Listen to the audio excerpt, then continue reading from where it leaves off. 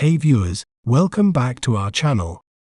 Today, we're delving into a captivating term that holds significance in the world of organizational structure and management.